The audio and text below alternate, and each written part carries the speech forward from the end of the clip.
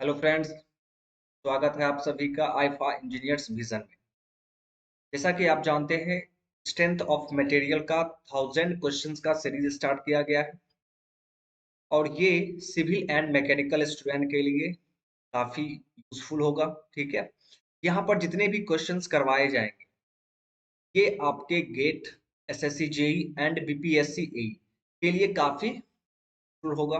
काफी आपको यहाँ से फायदा मिलेगा। ठीक है, तो जितना हो सके आप लोग ज्वाइन कीजिए। ठीक है, चलिए अब हम लोग सबसे फर्स्ट क्वेश्चन देखते हैं।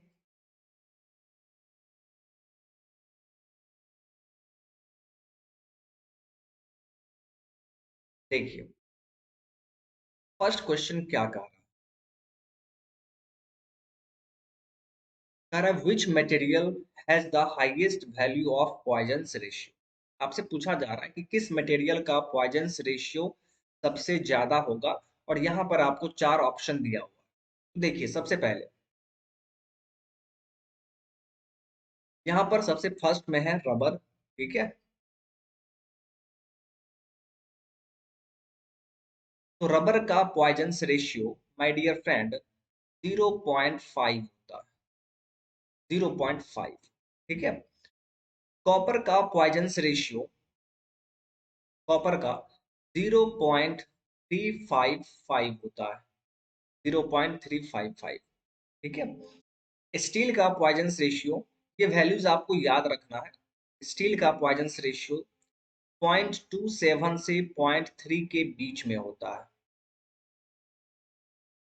0.3 के बीच में होता है। ठीक है, स्टील का पॉइजंस रेशियो 0.27 से 0.3 के बीच में होगा। एंड कंक्रीट का पॉइजंस रेशियो 0.1 से 0.2 के बीच में होगा।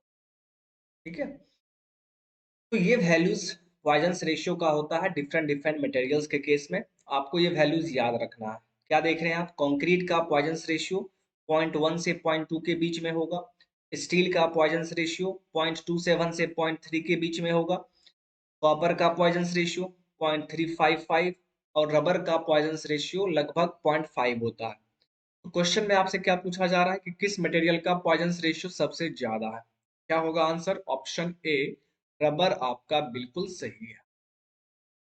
ठीक है, ऑप्शन ए बिल्कुल सही है, रबर। ओके, तो ये चीज आप ध्यान में रखेंगे। चलिए अब हम लोग नेक्स्ट क्वेश्चन की तरफ मूव करते हैं। देखते हैं नेक्स्ट क्वेश्चन में क्या है।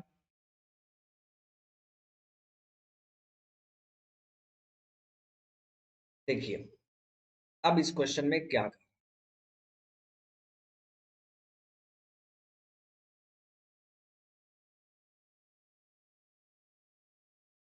क्वेश्चन को पढ़िए। कह रहा है steel bar is fixed at both ends if the bar is heated it will develop. कह रहा है एक स्टील बार दोनों एंड पर फिक्स किया गया है। अगर इस बार को हम लोग हीट करते हैं तो वहां पर क्या डेवलप होगा? कौन सा स्ट्रेस डेवलप होगा? Compressive stress, tensile stress, bending stress या none of the above? Okay, तो चलिए यहाँ पर सबसे पहले एक फिगर ड्रॉ कर लेते हैं।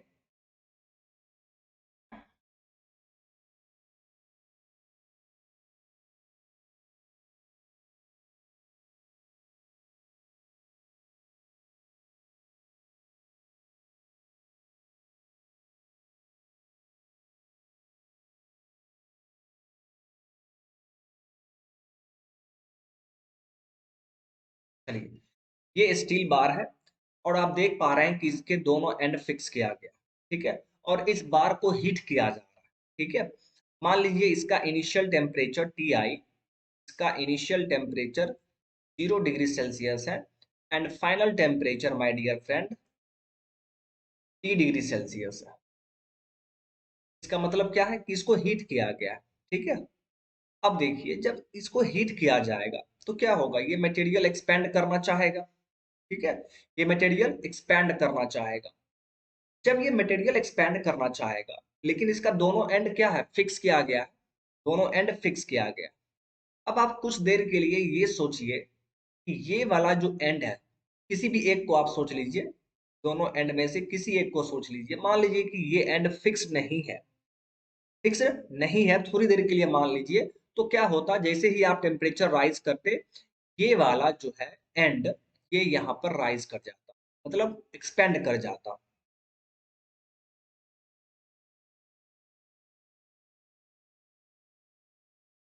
यहाँ पर देखिए ये एक्सपेंड कर जाता, मान लीजिए इतना एक्सपेंड कर गया, ठीक है। लेकिन चूंकि ये एंड फिक्स किया गया है, इसका मतलब क्या है कि डिफॉर्मेशन तो यहाँ पर जीरो हो रहा है। इसका क्या मतलब है कि यहाँ पर क्या हो रहा होगा, जो डिफॉर्मेशन जीरो हो रहा है, एक्सपेंड नहीं होने दे रहा है, इसका मतलब है कि यहाँ पर एक कॉम्प्रेसिव फोर्स काम कर रहा होगा, कॉम्प्रेसिव रिएक्शन काम कर रहा होगा, ठीक है। एक रिएक्शन फोर्स काम कर रहा होगा जो उसको फिर से वापस उस पॉइंट पे ला दे रहा है, क्योंकि वो एंड तो फिक्स है, वो तो उस एंड को डिफॉर्म नहीं होने देगा। हमने थोड़ी देर के लिए मान लिया कि वो एंड फिक्स नहीं है, तो क्या होगा, तो ये डिफॉर्म होगा, इलोंगेट होगा। लेकिन एक्चुअल में तो ऐसा नहीं है, एक्चुअल में क्या है, उस एंड का डिफॉर्मेशन जीरो है, तो जितना इलोंगेट आप किए हैं, सोचे हैं, उतना तो कंप्रेस भी होगा, यानी ये कंप्रेस होके फिर यहीं पर आ जा रहा है। इसका मतलब यहाँ पर एक कंप्रेसिव फोर्स लग रहा है, कंप्रेसिव फोर्स लग रहा है, तब जाके ये वापस अपने पोजीशन पर है, मेंटेन्ड है। इसका मतलब क्या है कि यहाँ पर कॉम्प्रेसिव थर्मल स्ट्रेस काम करेगा। टेम्परेचर राइज हो रहा है, दैट मीन्स थर्मल स्ट्रेस काम करेगा, और उस थर्मल स्ट्रेस का नेचर कैसा होगा माय फ्रेंड, कॉम्प्रेसिव नेचर का होगा।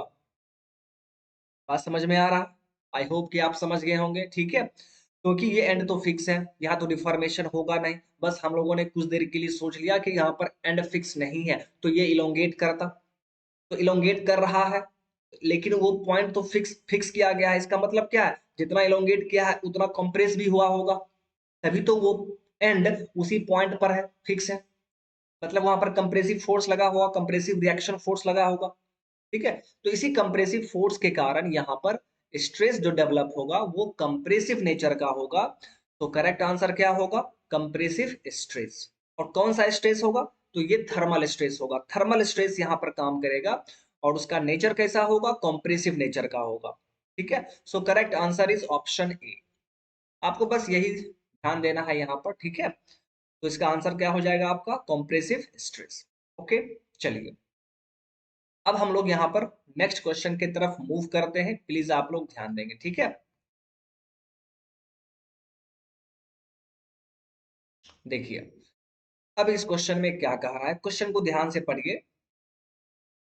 कह रहा है the elastic constant E, G and K are related by the expression.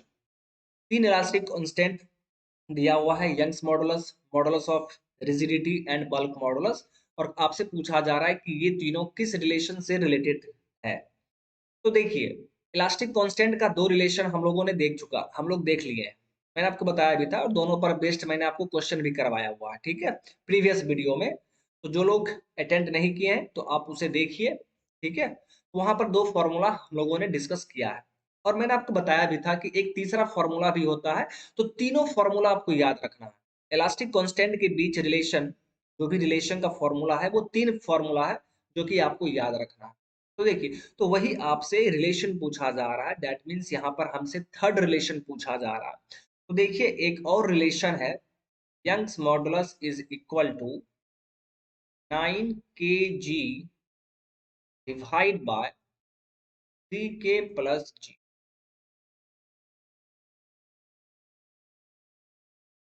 9 kg divide by 3k+g, ये आपका थर्ड रिलेशन है जो कि आपको याद रखना है, काफी इंपॉर्टेंट है, और यही आपसे क्वेश्चन में पूछा जा रहा है।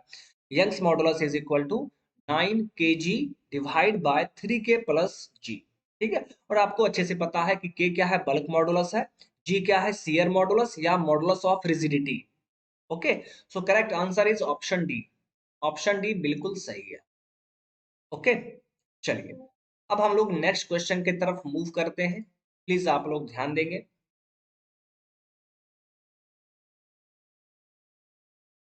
चलिए देखिए अब इस क्वेश्चन में आपसे क्या पूछा जा रहा है, ठीक है।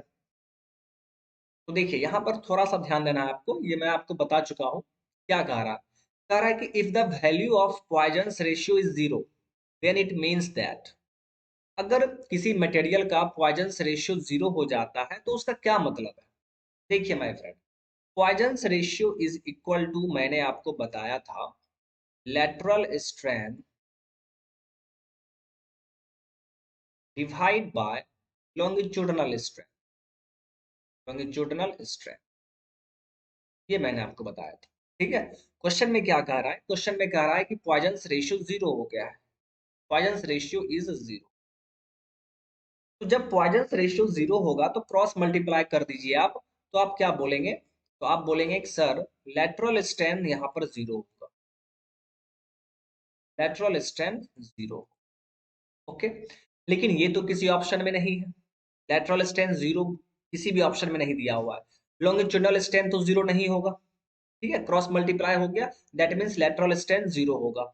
मतलब जिस डायरेक्शन में लोड लोड लग रहा है, लोड अप्लाई किया गया है, उसके परपेंडिकुलर डायरेक्शन में कोई भी स्ट्रेन हमें नहीं मिलेगा। ठीक है, फॉर एग्जांपल यदि x डायरेक्शन में लोड अप्लाई किया गया है तो हमें y और z डायरेक्शन में कोई भी स्ट्रेन नहीं मिलेगा। ठीक है, दैट मीन्स लेटरल स्ट्रेन 0 है। तो ये देखिए किसी भी ऑप्शन में नहीं है। तो चलिए एक एक करके ऑप्शन को देखते हैं। फर्स्ट ऑप्शन में क्या कह रहा है? तो फर्स्ट ऑप्शन में आपसे कह रहा था मटेरियल इज रिजिड। रिजिड का मतलब क्या होता है? रिजिड का मतलब होता है ऐसा मटेरियल जिसमें डिफॉर्मेशन 0 हो, डिफॉर्मेशन हो ही नहीं। लेकिन आप यहाँ पर देख रहे हैं लॉन्गिट्यूडनल स्ट्रेन तो होगा, लेटरल भले 0 हो गया है लेकिन लॉन्गिट्यूडनल स्ट्रेन तो होगा। इसका मतलब मटेरियल रिजिड नहीं है। तो ये ऑप्शन गलत हो गया। अब सेकेंड ऑप्शन देखिए, the material is perfectly elastic. Sorry, perfectly plastic. आपसे पूछा जा रहा है कि मटेरियल परफेक्टली प्लास्टिक। ठीक है, तो ये भी करेक्ट ऑप्शन नहीं है। परफेक्टली प्लास्टिक हो भी सकता है, नहीं भी हो सकता है। ठीक है, तो ये भी ऑप्शन सही नहीं है। थर्ड ऑप्शन देखिए, there is no longitudinal strain in the material. ये तो बिल्कुल गलत है, लेटरल स्ट्रेन जीरो हो रहा है यहाँ पर। ठीक है, तो इसका करेक्ट आंसर क्या होगा? None of these. अगर यहाँ पर ऑप्शन में लेटरल स्ट्रेन 0 अगर बोला जाता तो हम लोग उस ऑप्शन को टिक कर देते, बट यहाँ पर वैसा नहीं कहा जा रहा। तो इसका आंसर क्या होगा? Last option, none of these होगा।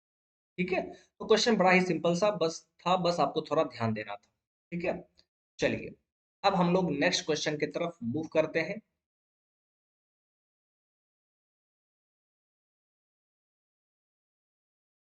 चलिए देखिए, ये तो काफी आसान क्वेश्चन है। ये आपके लिए काफी आसान क्वेश्चन है और बहुत बार एग्जाम में पूछा गया हुआ है। ठीक है, आपसे पूछा जा रहा है modulus of rigidity is defined as the ratio of. तो मॉडुलस ऑफ रिजिडिटी को हम लोग जी से डिनोट करते हैं। मॉडुलस ऑफ रिजिडिटी, या उसे आप शियर मॉडुलस भी कहते हैं, शियर मॉडुलस, और उसे हम लोग जी से डिनोट करते हैं। ये क्या होता है जी? तो याद कीजिए, मैंने आपको बताया था up to proportional limit according to Hooke's law stress is directly proportional to strain. फिर मैंने क्या बताया था आपको?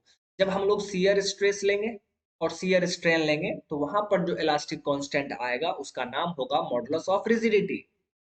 ठीक है, यानी जी इज इक्वल टू क्या हो जाएगा? यानी देखिए, हुक्स लॉ के अकॉर्डिंग शियर स्ट्रेस को हम लोग टाउ से डिनोट करते हैं and this is proportional to gamma. Gamma क्या है? शियर स्ट्रेन है। टाउ क्या है? शियर स्ट्रेस है। तो जब ये प्रोपोर्शनलिटी साइन हटेगा तो यहाँ पर टाउ इज इक्वल टू आप क्या लिखेंगे? G into gamma. Tau is equal to g into gamma. ठीक है, तो यहां से जी इज इक्वल टू आप आसानी से लिख सकते हैं tau by gamma, tau by. ठीक है, यानी modulus of rigidity is equal to क्या मिल रहा है आपको? Tau by gamma. टाउ क्या है? Shear stress. गामा क्या है? Shear strain. तो जी किसका रेशियो होगा?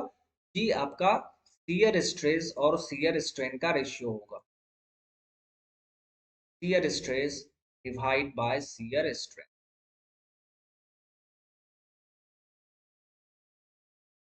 ओके, तो यहाँ तो हमसे जी पूछा जा रहा था। अगर यंग्स मॉडुलस के बारे में पूछता तो क्या बोलते? जहां पर आप यहाँ पर आपने क्या किया? शियर स्ट्रेस शियर स्ट्रेन लिया आपने, तो वहां पर क्या लेंगे, नॉर्मल स्ट्रेस, लॉन्गिट्यूडिनल स्ट्रेन लेंगे, तब जो इलास्टिक कांस्टेंट आएगा उसे हम क्या बोलेंगे, यंग्स मॉडुलस। फिर मैंने बताया था, आप याद कीजिए, जब नॉर्मल स्ट्रेस हो और स्ट्रेन वॉल्यूमेट्रिक स्ट्रेन हो, जब normal stress proportional to volumetric strain आप ले रहे हैं, तो वहां पर जो इलास्टिक कांस्टेंट आएगा उसे हम लोग बल्क मॉडुलस कहते हैं, यानी bulk modulus is equal to normal stress by volumetric strain. तो इस तरह चीजें को आप याद रखिए, ठीक है, कि इलास्टिक कांस्टेंट आप कैसे निकालेंगे, तो फिर क्वेश्चन आपसे सॉल्व हो जाएगा। तो इसका देखिए करेक्ट आंसर क्या होगा, option C, shear stress to shear strain. Okay, चलिए, तो ये लास्ट क्वेश्चन था माय डियर, ठीक है। इसके आगे फिर हम लोग नेक्स्ट वीडियो में देखेंगे।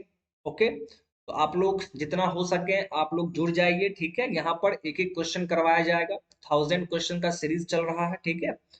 और क्वेश्चन को पूरे डेप्थ में आपको थ्योरी के साथ समझाया जाएगा, ठीक है, ताकि आपको थ्योरी में भी कोई प्रॉब्लम नहीं हो।